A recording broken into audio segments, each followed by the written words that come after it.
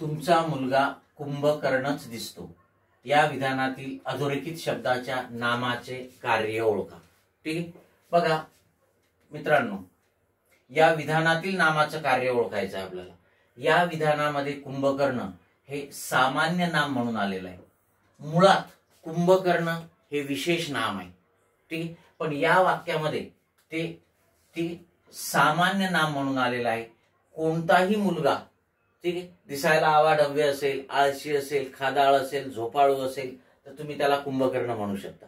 इथे एक गोष्ट लक्षात घ्या, मुळात कुंभकर्ण आहे जे आहे हे काय आहे, विशेष नाम आहे, पण या वाक्यात मात्र ते सामान्य नाम म्हणून वापरलेलं आहे। लक्षात घ्या, विशेष नाम हे एखाद्या व्यक्तीचं स्वतःचं नाव असते, ते दुसऱ्यांसाठी वापरलं जात नाही।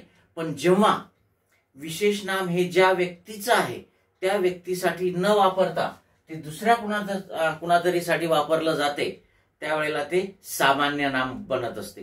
किंवा विशेष नामाचं अनेक वचन होत नाही आणि जेव्हा विशेष नाम अनेक वचन म्हणून वापरलं जाते तेव्हा सुद्धा ते विशेष नाम राहत नाही, सामान्य नाम होते।